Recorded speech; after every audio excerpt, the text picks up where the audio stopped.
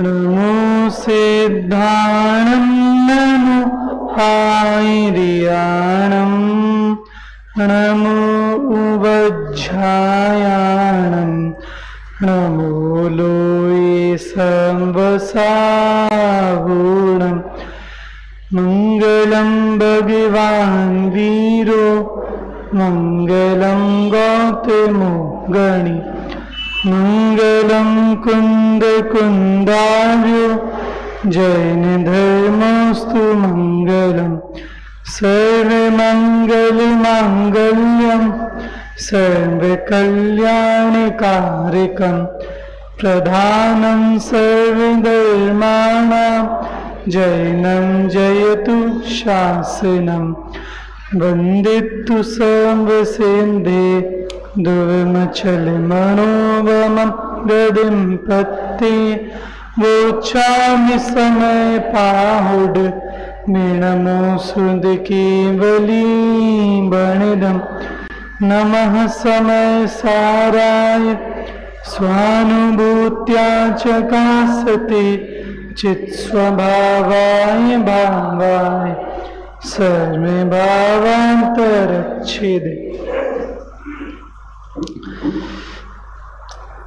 आचार्य श्री कुंद कुंदेव रचित श्री समयसार जी परमागम।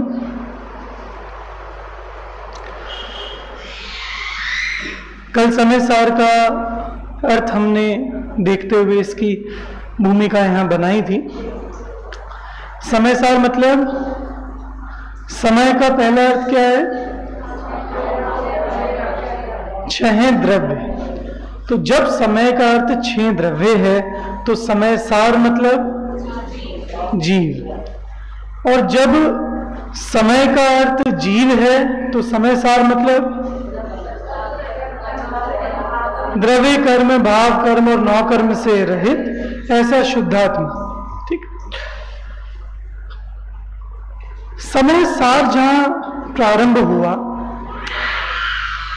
आचार्य ने थोड़ी सी कम कर दें, हल्की सी, बहुत जरा सी, ठीक है, अभी ठीक है। समयसार जहां प्रारंभ हुआ तो आचार्य ने शुरुआत की इस प्रतिज्ञा के साथ कि मैं समयसार कहूंगा। सिद्धों को नमस्कार किया और प्रारंभ में समयसार को कहने की प्रतिज्ञा की। ठीक। और समयसार को कहना है तो उससे पहले ये बताना जरूरी है कि समय क्या है। तो उन्होंने फिर दूसरी गाथा में समय के दो भेद करे, एक स्व समय और एक पर समय। एक सीधी भाषा में पर समय माने मिथ्या दृष्टि और स्व समय मतलब सम्यक दृष्टि, एक सीधा सा अर्थ। आगे आचार्य कह रहे हैं कि स्व समय पर समय की बात मत करो। आत्मा सम्यक दृष्टि भी नहीं, मिथ्या दृष्टि भी नहीं, आत्मा तो आत्मा है। तो हम किसकी बात करेंगे? सिर्फ समय की। तो तीसरी गाथा में आचार्य कह रहे हैं कि हम सिर्फ समय की बात करेंगे, और समय में भी जो समय सार है, द्रव्य कर्म, भाव कर्म, नौ कर्म से रहित शुद्धात्मा है, उसकी हम बात करेंगे। तो अभी ये प्रतिज्ञा की तो सीधा आचार्य को क्या शुरू करना चाहिए? मैंने ये कहा कि मैं कहूंगा, तो क्या बात शुरू करनी चाहिए? समयसार की बात शुरू कर देनी चाहिए। पर पता नहीं क्यों आचार्य को एक विकल्प खड़ा हो गया कि हम यहां समयसार की बात तो कहेंगे, पर अगर हमने सीधी कह दी तो लोगों को महिमा नहीं आएगी। समयसार की, शुद्धात्मा की महिमा नहीं आएगी। हम आपको कहें कि मैं एक औषधि आपको दूंगा, सारी बीमारियों को दूर करने वाली औषधि एक दूंगा, तो बोले यार ठीक है, आपको अभी महिमा नहीं आएगी। पर जब आपको बताया जाए कि ये औषधि और हिमालय पर्वत से लाई गई है और ऐसे बनाई गई है, विश्व भर में कहीं नहीं मिलती, सिर्फ यहां मिलती है, और बस इतनी है, सिर्फ इतनी सी है, ये एक मुट्ठी पर जितनी है औषधि, और सारे रोग दूर हो जाते हैं। तो कि अच्छा, अब आपको महिमा लगेगी कि अच्छा ऐसी औषधि इतनी कम, इतनी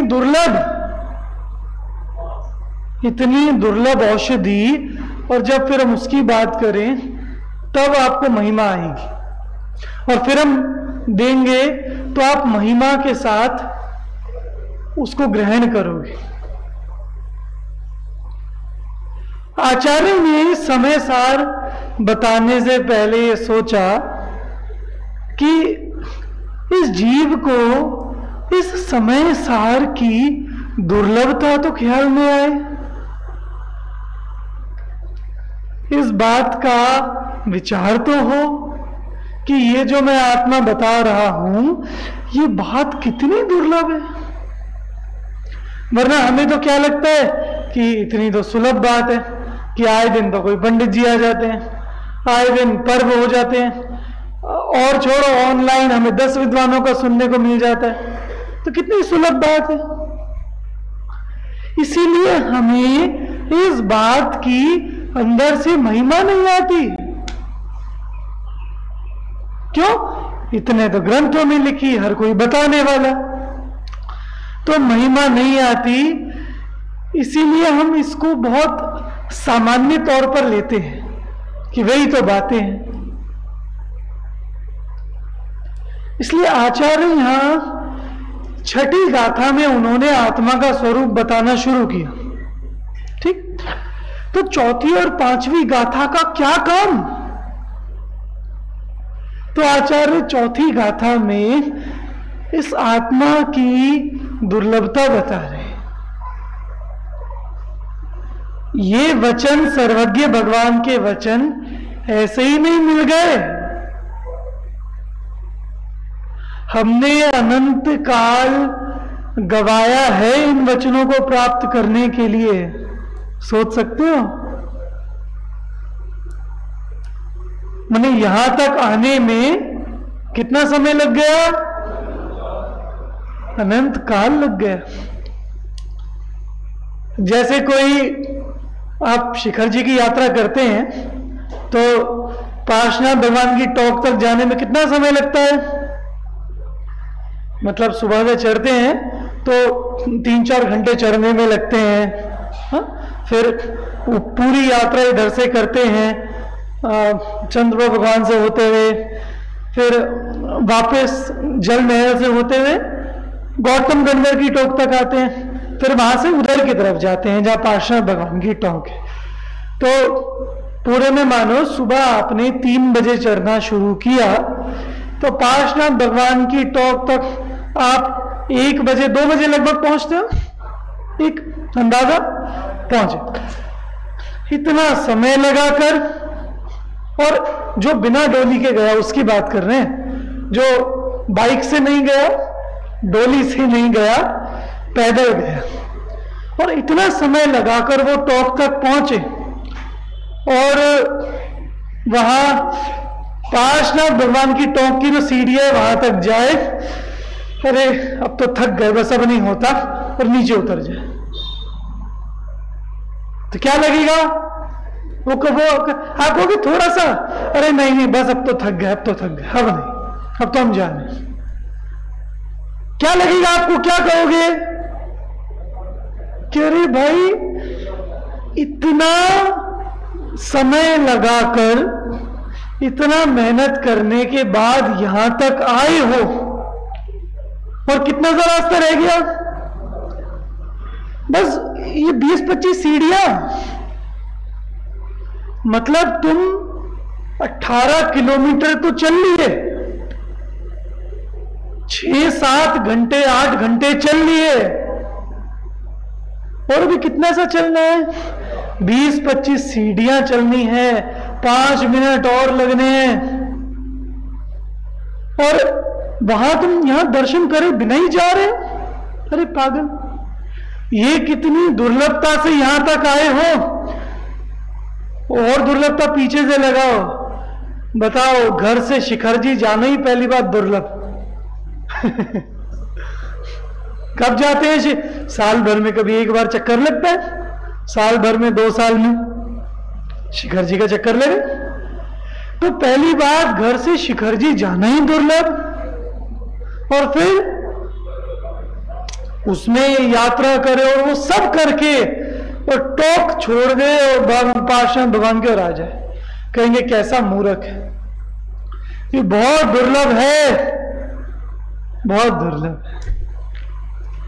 ऐसे ही भाई,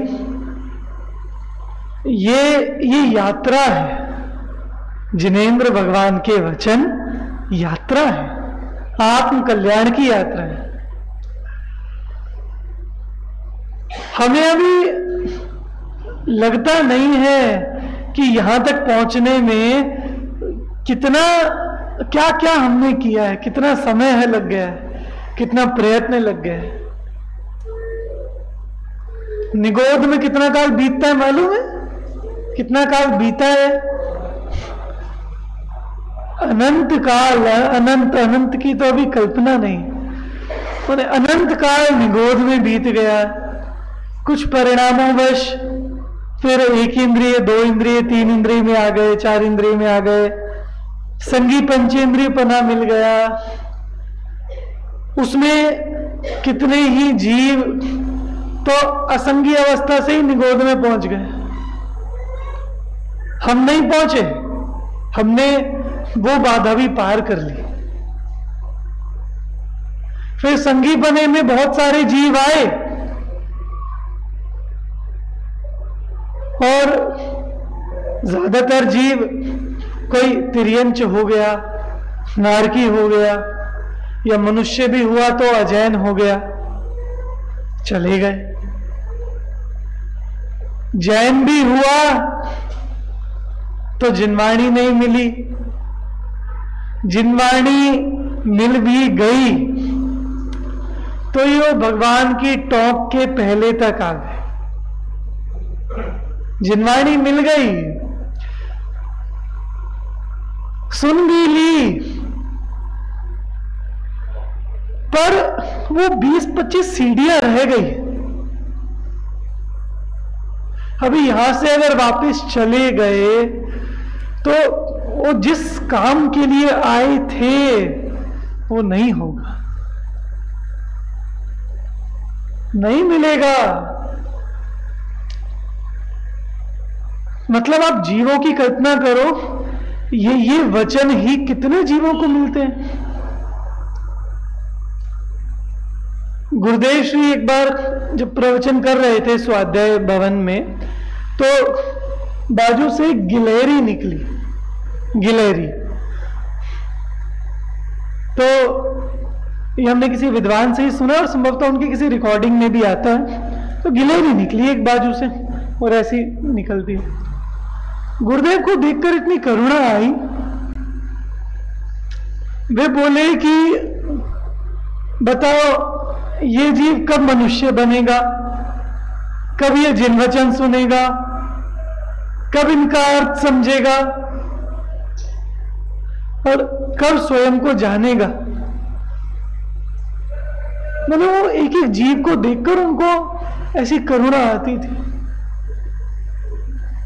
ऐसे एक बार समुद्र के किनारे खड़े हुए थे, तब एक पक्षी ऐसे गया, उसको देखकर उनको लगा इसको कब कान में पड़ेगी ये जिनवाणी, कब समझ में आएगी।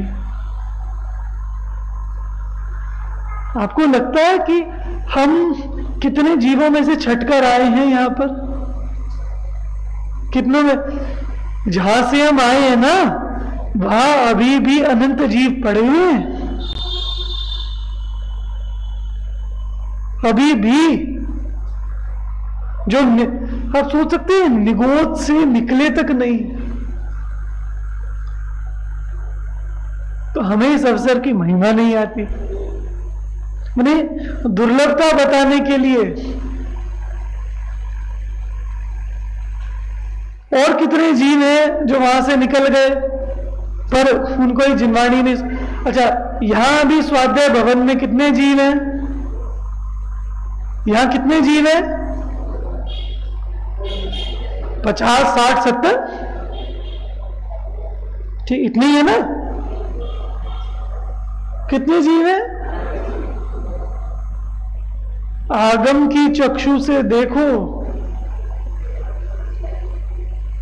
यहां अनंत जीव। आप सोच सकते हैं ये जो यहां पर सूक्ष्म जीव हैं, ठसाठस भरे पड़े हैं, सूक्ष्म निगोदिया,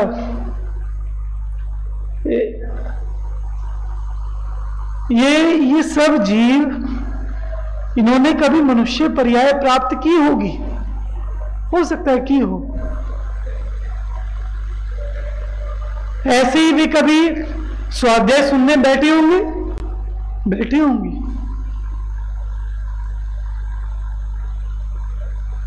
तो क्या कमी रह गई, क्या परेशानी रह गई कि आज इस अवस्था में पहुंच गए?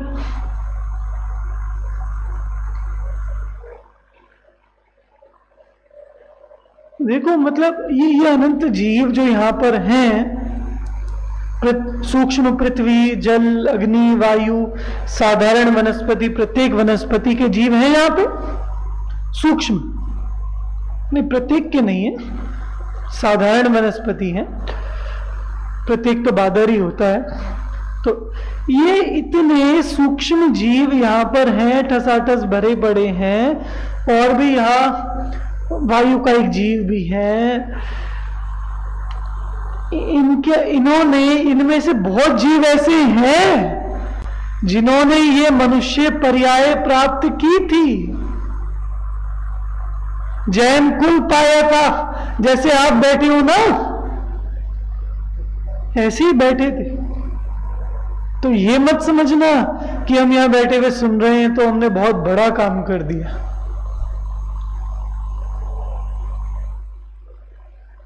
यहां से हो के एक इंद्री में चले गए। मैं क्यों बता रहा हूं? सावधान करने के लिए कि अभी काम पूरा नहीं हुआ।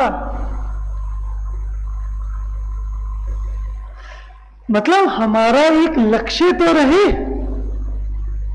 सामने हमें दिखे तो सही कि हमें क्या प्राप्त करना है, हमें क्या साधना करनी है। ये जो एकत्व विभक्त आत्मा की बात आचार्य बता रहे हैं, ये बात कितनी दुर्लभ है और इसका पुरुषार्थ करना कितना दुर्लभ है। तो भैया फिर तो बहुत कठिन है। मैंने कठिन कब कहा? मैंने कठिन बोला क्या? आत्मा का पुरुषार्थ करना कठिन है क्या?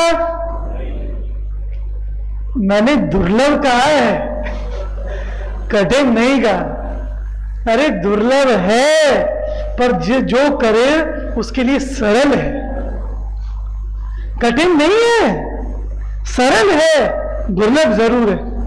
तो हमें ये दुर्लभ अवसर मिल गया है, तो सच में इन वचनों का, जिन देव का, इन जिन शास्त्रों का, जिन गुरुओं का, इनके समागम की महिमा समझ में आनी चाहिए।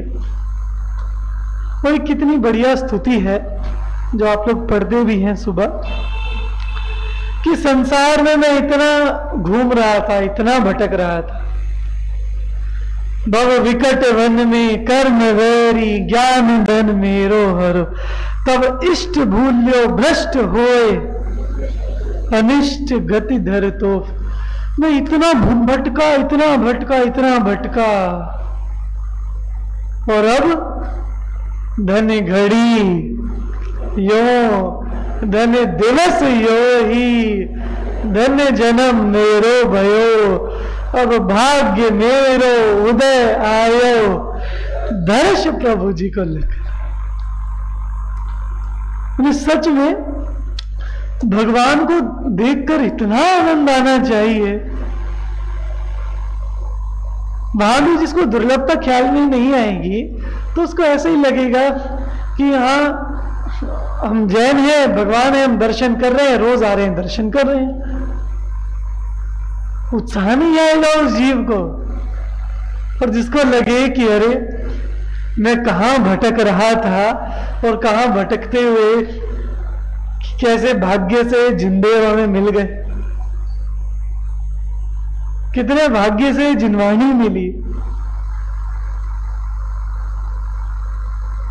मैंने ऐसा आनंद होना चाहिए। उसी में आगे क्या कहा, मुझे भगवान मिले तो कैसा आनंद हुआ, कैसा आनंद हुआ, बताओ, पंक्ति बताओ। उसी स्तुति में भगवान मिले तो कैसा आनंद हुआ भगवान के दर्शन से। मोर हरख ऐसो भयो, मनोरंक चिंता मणि लय।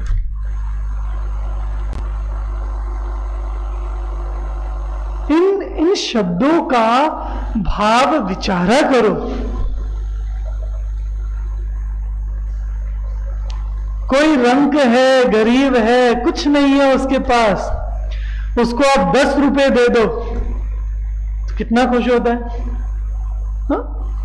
कुछ खाने पीने की चीज दे दो, कितना खुश होता है। 100 रुपए मिले उसको तो, 1000 मिल गए किसी ने, 1000 तब नहीं चलते, अब तो 2000 भी नहीं चलते, ठीक, उसको मिल गए, कितना खुश हो। अब समझो उसको 1 लाख रुपए की लॉटरी लग जाए, वो केबीसी में जाकर 5 करोड़ रुपए जीत जाए, रंक कैसा लगेगा। यहां कह रहे हैं मनोरंक चिंता मणि लयो। ऐसा लगता है कि अरे जैसे किसी रंग के हाथ में चिंतामणि लग गई, चिंतामणि लग गई मतलब सब कुछ मिल गया। समझ रहे? चिंतामणि मतलब जो सोचो वो मिल जाएगा, उसका नाम है चिंतामणि रत्न। वो गरीब के हाथ में चिंतामणि लग गया तो उसको कैसा लगेगा, अरे सब मिल गया। उसे कहो ले 10 है, मुझे नहीं चाहिए। अरे 100 रुपए ले ले, वो लेगा, 1,00,000 रुपए लेगा, करोड़ लेगा। अरे कहां से इतना दम, कहां से आया, कुछ नहीं चाहिए, चिंतामणि मिल गई। अब विचार करो, क्या हमें भगवान के मिलने पर ऐसा आनंद आता है? ये जिन शास्त्रों के, जिन वचनों के मिलने पर ऐसा आनंद आना चाहिए। अरे मैं तो रंक था, कुछ नहीं था मेरे पास और कुछ नहीं है, मैं तो संसार में भटक रहा हूं। ओहो ये जिन वचन मिल गए, ये जिनवाणी मिल गई, मेरा भ्रम तोड़ने वाली वाणी मिल गई, यह आनंद की बात मिल गई, मुझे सच बताने वाले वचन मिल गए, सच बताने वाले मिल गए। मोर हरक ऐसो भयो, मनोरंक चिंतामणि मतलब अरे ये मिला तो सब कुछ मिल गया, सब कुछ मिल गया, कुछ नहीं चाहिए। गुरुदेव को जब मिला अभी जंगल में जाके गड्ढे में बैठ के पढ़ते थे,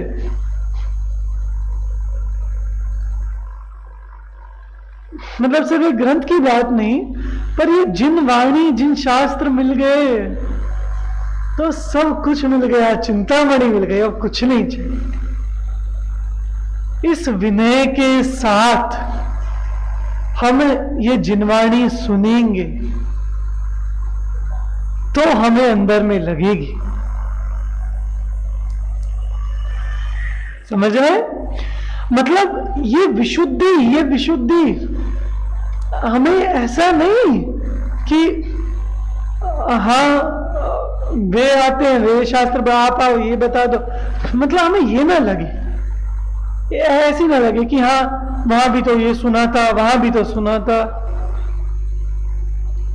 ऐसा लगे जिन वचनों को प्राप्त करके मुझे मेरे कल्याण का मार्ग मिल गया। जैसे कोई एक बालक जो कि गरीब परिवार में पल रहा है, गरीब परिवार में, चांडालों के परिवार में पल रहा है, और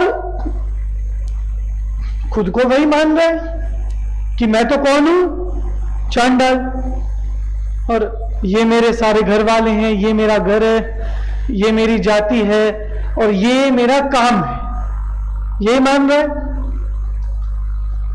तो उसको किसी ने बताया कि अरे बेटा, जब वो थोड़ा सा बड़ा हो गया, किसी ने बताया कि बेटा तू तो सेठ का बेटा है, सेठ का लड़का। अरे नहीं, क्या बात करते हो, ये तो मेरे माता पिता, मैं कैसे सेठ का।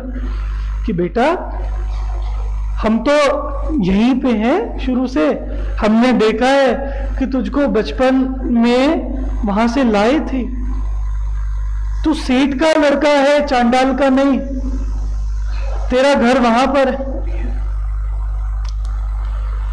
वो अब उस घर में रह रहा है, वो सब काम कर रहा है, पर उसको अंदर में क्या हो गया,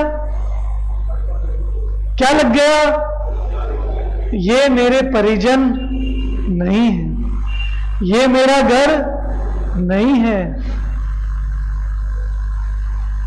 उसको पता चल गया, तो उसको वो बताने वाले की कितनी महिमा आएगी।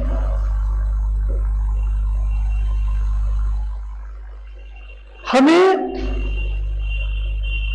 हम सब में भगवान बनने की सामर्थ्य है। किस किस में है?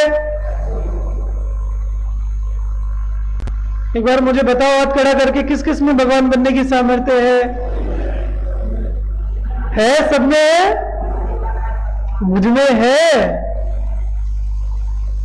और मैं अभी उसको जाने बिना संसार में भटक रहा हूं। हमें जिन वचन मिल गए, जिन वाणी मिल गई, जिसमें जिन वचनों ने ये बताया कि अरे जीव तू भगवान बन सकता है, ये जिसे तू मान रहा है, ये शरीर, ये परिजन, ये नहीं है तेरा, ये इतना मात्र तेरा जीवन नहीं है, बस कमाना, खाना और मर जाना, इतना जीवन नहीं है। तो इन विचारों से भी गुरुदेव वैराग्य की बात कर रहे थे, इन विचारों से अंदर में वो वैराग्य हो, इन जिन वचनों की महिमा आए, और तब ये जिनवाणी सुनो, आपको जमीन आसमान का अंतर लगेगा। उन्हें कोई जीव सामान्यतया सुन रहा है और कोई इतनी विशुद्धि के साथ सुन रहा है। तो ये दुर्लभता आचार्य कुंद कुंद ने चौथी गाथा में बताई। आइए एक बार गाथा पाठ करते हैं, या खुला हुआ है? हाँ, नहीं, प्राकृत वाली गाथा। देख, अब उस एकत्व की असुलभता माने दुर्लभता बताते चौथी गाथा। पढ़िए सभी एक साथ।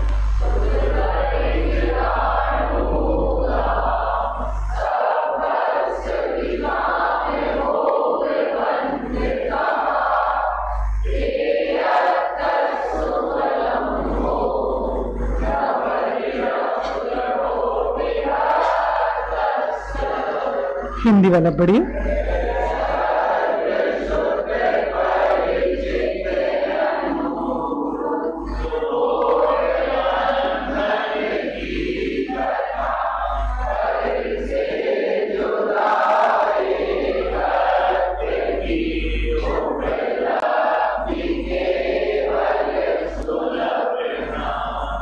देखिए गाथा अर्थ,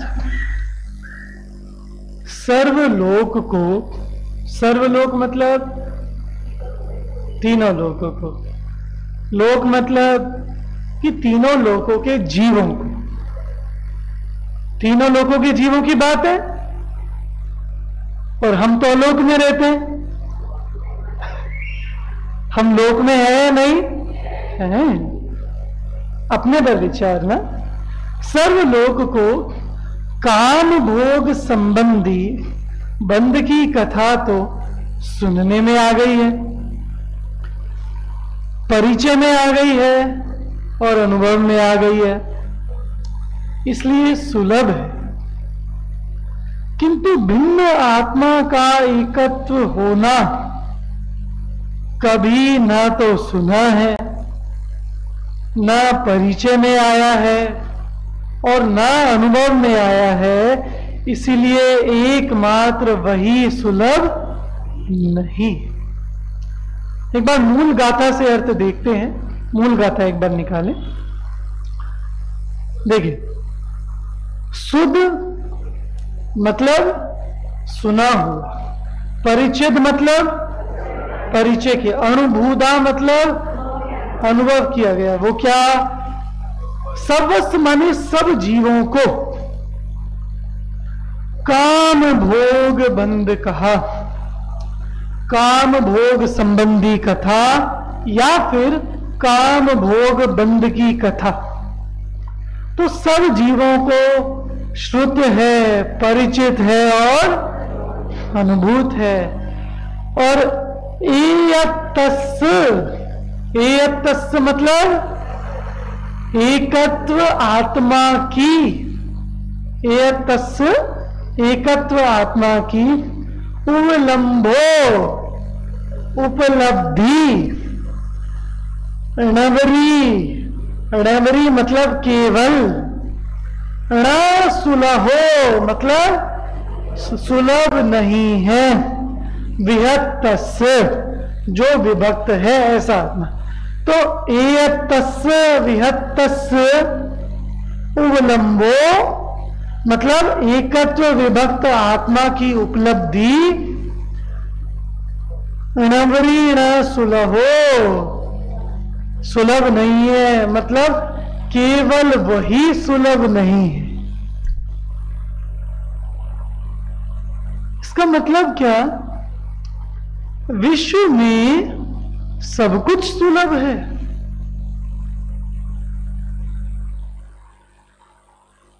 मनुष्यपना मिलना भी इतना दुर्लभ नहीं है। जैन कुल मिलना भी ठीक है, मिल गया, इतना दुर्लभ नहीं है। जिन वचन मिले, हाँ कह रहे हैं कि इस आत्मा की, एकत्व विभक्त आत्मा की कथा सुनना बहुत दुर्लभ है। मतलब जिन वचन के नाम पर भी हम अन्य जो जिन वचन के अंश हैं उन्हें पढ़े, उन्हें सुने, उन्हें समझे, पर ये आत्मा की प्राप्ति, आत्मा की बात कान में पढ़ना सिर्फ ये ही सुलभ नहीं है। सुनना दुर्लभ है, पर चलो सुनना एक बार को सुलभ है। परिचय करना दुर्लभ है, एक बार को परिचय भी हो गया, पर उससे भी ज्यादा जो दुर्लभ है वो क्या? उसका अनुभव होना। तो आत्मा की बात सुनने में तो आ सकती है, परिचय भी कर लो, पर उसके लिए प्रयत्न चाहिए, उसके अनुभव का। हम सभी को आत्मा की बात सुनने में आ गई या नहीं आ गई? सबको सुनाई दे रही है? नहीं आई है तो सुन लो, मैं सुना रहा हूं आत्मा की बात। तो हम सब इतने भाग्यवान, आप सभी, हम सभी इतने भाग्यवान हैं कि ये बात सुनने में आ गई। क्यों? यहां ये अनंत जीव घूम रहे हैं, ये बेचारे सुन ही नहीं पा रहे।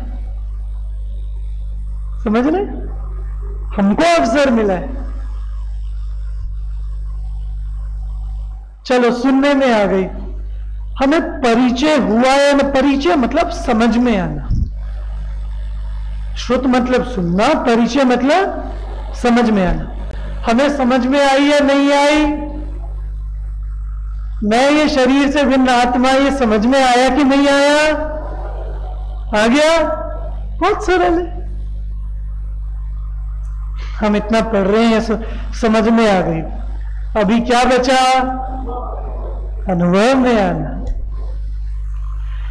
तो बस अनुभव के लिए, सुनना, समझने के लिए और अनुभव के लिए अब हमें क्या करना? अच्छा, पहली बात, आपको अनुभव करना है कि नहीं करना? सच्ची? किस किस को ललक है अंदर से अनुभव करने की? देखो, जिसको ललक नहीं है ना, अनुभव करना बहुत सरल है, बहुत सरल। पर जिसको ललक नहीं है उसको नहीं होगा। फिर बोल रहा हूं, अनुभव करना बहुत सरल है, पर जिसको अंदर में ये विचार नहीं आता कि अरे मुझे अपना कल्याण करना है, मुझे आत्मा की प्राप्ति करनी है, अब मुझे मोक्ष मार्ग में अग्रसर होना है, और ये तो विचार है, माने ललक, ललक समझते हैं? ललक, किसी को आईएएस बनना होता है तो क्या करता है वो? कहां घूमता है? कितने शौक पूरे करता है? वो दिन भर कितने घंटे पढ़ाई करते हैं? अरे आईएएस तो, ये सीए वाले भी, आप लोग हैं कोई सीए? हाँ, सीए है, सीए है, कोई इंजीनियर है, कोई कुछ है, तो कितनी पढ़ाई करते हैं और किस ललक के साथ कि बस एक लक्ष्य कि मुझे तो सीए बनना है, मुझे तो आईएएस बनना। ऐसे बच्चों की जाके ललक देखो, कुछ सुध बुध नहीं है, कुछ खाने पीने की नहीं पड़ी, कहीं घूमने, परिवार के फंक्शनों में नहीं जाते, कहीं नहीं जाते, कुछ नहीं पड़ी उनको, बस क्या? पढ़ाई पढ़ाई पढ़ाई पढ़ाई। मैंने सच बताओ, हमें अगर कुछ प्राप्त करना होता है ना, तो ऐसी ललक चाहिए होती है। हमें आत्मा की ऐसी ललक तो नहीं कि हर समय अंदर से लगे कि कुछ भी करके हमें यह उपलब्धि करनी है, हमें यह आत्मा प्राप्त करना है, ऐसी तो नहीं है। पर इसके शतांश भी ललक है कि नहीं, ये तो देखो अंदर। मैंने ललक थोड़ी है कि नहीं। जिसको ललक होती है ना, उसको चैन नहीं पड़ती, वो संतुष्ट नहीं होता। जैसे सीए के 2-1 पेपर दे लिए, फाइनल वाला नहीं दिया, कि एक बार दे लिया, फेल हो गए, कोई बात नहीं, अब क्या करेगा? कह रहे चलो 2 तो पास हो गए, इतना तो ठीक है, छोड़ो। ऐसे कोई बच्चे हों तो कहेंगे भैया तुम्हें ललक नहीं है, ललक नहीं है। ललक तो उसे कहते हैं कि 1 बार गिरे कि 2 बार फेल हो, 4 बार फेल हो, करना है। मैं फिर कह रहा हूं, आत्मा की उपलब्धि बहुत सरल है, क्योंकि आपको ललक होगी ना, तो आप समझोगे, पूछोगे, विचारोगे। आप में से कितनों ने कल तत्व विचार किया यहां से जाने के बाद। मैं लिखने की बात नहीं कह रहा, वो लिखना कुछ वो नहीं, वो तो एक बहाना है तत्व विचार का।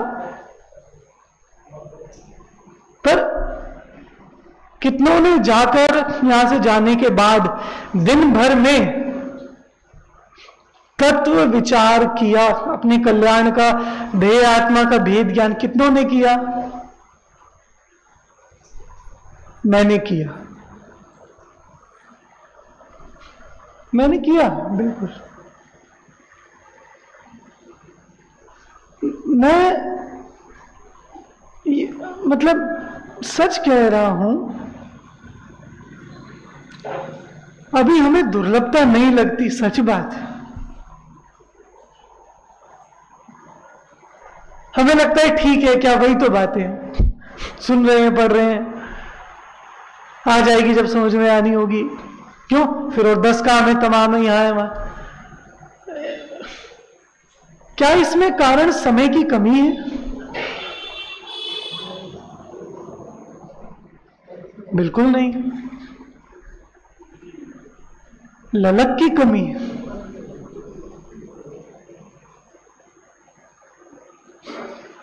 मतलब मैं सच को, मैं बहुत करुणा से ये बात कह रहा हूं कि पुनः ये आपको क्या लगता है ये मनुष्य वो कितना बड़ा है? कुछ भरोसा है किसी बात का? किसकी कब खबर आ जाए कुछ पता है? अच्छे खासे क्या नहीं सुनने मिलता हमें चारों तरफ? हम किस समय का इंतजार कर रहे हैं कि हाँ अभी तो ये सब, फिर आराम से निवृत्त होके फिर आत्माराधना करेंगे। कल भी बोला था, आप कहीं व्यस्त हो और आप चक्रवर्ती भी हो ना, तो भी आप षटखंड के बीच में आराधना कर सकते हो। ये तो कुछ नहीं है अभी व्यस्तता जो है। मैं कह रहा हूं ये कोई कारण नहीं है, कमी है ललक की। और ललक क्यों नहीं है? उसका भी कारण है क्योंकि हम विचार नहीं करते।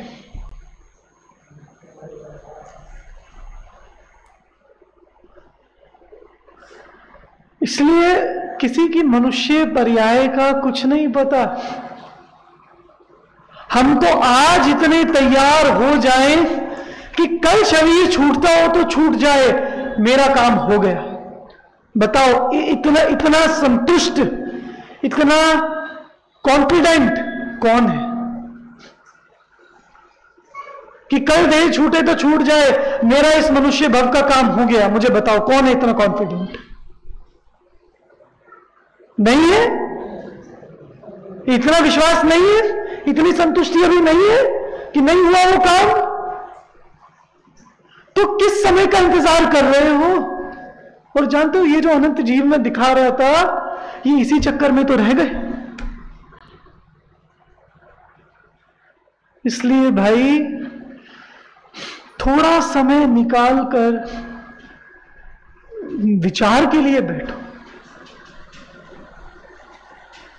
अपनी अवस्था सोचो, जिसको लिखना है लिखो, सोचना है सोचो, पर विचार तो करो कि मेरा जीवन किस दिशा में जा रहा है, मेरा प्रयत्न किस तरफ जा रहा है, मैं आत्म कल्याण के लिए योग्य कार्य कर रहा हूं या नहीं कर रहा? नहीं कर रहा तो मुझे क्या करना चाहिए, क्या सावधानी करनी चाहिए? मैं एक बात पूछता हूं, देह से भिन्न, मतलब देह आत्मा की भिन्नता स्पष्ट रूप से किसे ख्याल में आती है? आती है, बहुत अच्छी बात है जिनको आती है, बहुत प्रसन्नता की बात है। आती होगी, कुछ जीवों को आती होगी, मतलब सब अपना अपना विचार, मुझे किसी हाथ नहीं उठवाना। देह आत्मा की भिन्नता ख्याल में आती है, अपने अंदर में देखो। स्पष्ट भिन्नता ख्याल में आती है कि ओ ये मैं चैतन्य, ये मैं आनंद का कंद, ये मैं शरीर से बिना। आती है? अगर नहीं आती, जिनको नहीं आती और दिन भर में प्रयत्न करते हैं हम इसका, नहीं आती, कोई दिक्कत नहीं है, कोई परेशानी नहीं है। ये तो संसार की अवस्था है। पर हम इसके लिए प्रयत्न कर रहे हैं क्या कि हमें वो भिन्नता भासे, तो हमें वो प्रयत्न चले, हमें ये आत्मा दिखे। ये नहीं कर रहे तो ये हमारा अपराध है। ये अपराध है, बिल्कुल अपराध है। ये नहीं किया ना, खुद के लिए विचार करने नहीं बैठे, उन्हें हमें लगता नहीं अंदर से, समय भी हो गया, हमें लगता नहीं अंदर से कि अरे मुझे यह आत्मा ख्याल में नहीं आ रहा है, तो मुझे इसके लिए कुछ समझना है, करना है, मुझे विचारना है, फिर भी नहीं आ रहा तो पूछना है। पर क्यों?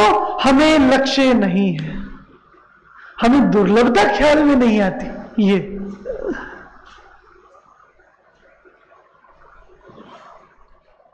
और देखो, सच कहता हूं, जिनागन में पीछे पड़ने वाला काम नहीं है। ऐसा काम है नेकी कर और दरिया में डाल, ये काम है यहां। मैंने आपको बताया, मुझे पीछे कोई नहीं पड़ना किसी के। यहां मेरा कर्तव्य प्रेरणा का है, सावधान करने का है, सत्य बताने का है, मार्ग बताने का है, पीछे पड़ने का काम नहीं है। क्यों?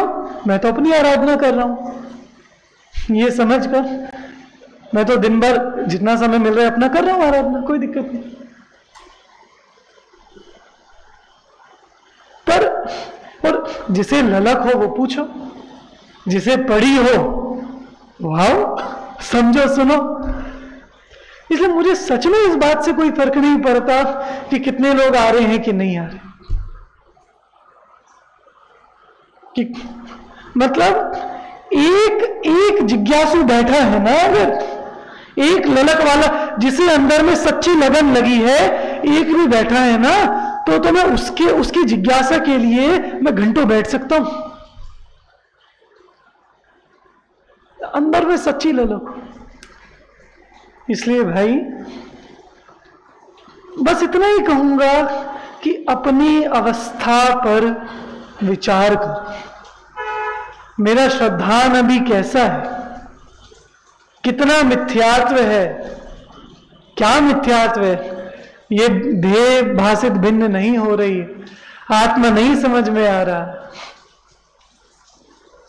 100 बार विचारोगे तब एक बार कुछ ठोकर लगेगी।